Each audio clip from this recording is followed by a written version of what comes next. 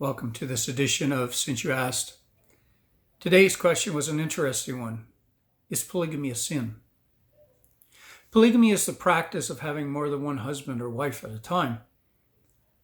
Though for most monogamy is the accepted practice, there are those who believe that polygamy is okay and not a sin. They'll often say that there are more than ample examples in the Bible, especially in the Old Testament. And they are right. There are many examples of it in the Old Testament, but just because there are examples doesn't mean it's acceptable. There are many examples of murder, lying, stealing in the Bible as well, but that doesn't mean they're acceptable either. Some have asked me to give a specific chapter and verse that clearly states polygamy is a sin. There is no specific scripture that says, "You shall not be a polygamist." It's just not there. However, there is a clear directive from God in the book of Genesis at the time of creation. Adam is created and alone. There's no suitable helper for him, so God creates Eve as a partner or a helpmate. At the completion of this union, we read in Genesis 2:24, "That is why a man leaves his father and mother and is united to his wife, and they become one flesh." The language used is singular, one man and one woman. God did not create multiple women for Adam to have as spouses.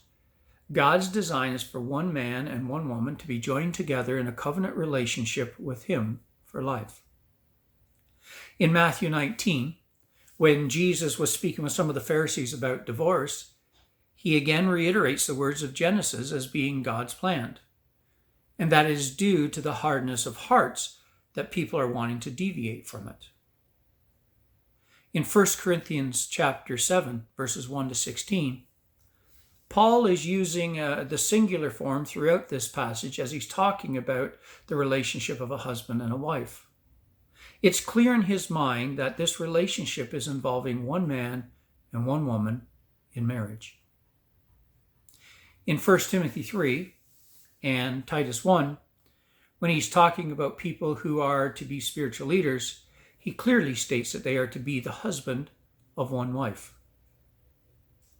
Based on my understanding of creation and the covenant made there, based on my understanding of Jesus' words in Matthew and Paul's words in Corinthians and Timothy and Titus, it's my firm conviction that God's ideal plan is not for the practice of polygamy, but for the practice of monogamy, specifically a man and a woman in a covenant relationship with him for life.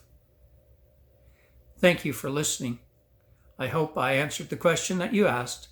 If you have any more, please send them to pastorcepeters@gmail.com.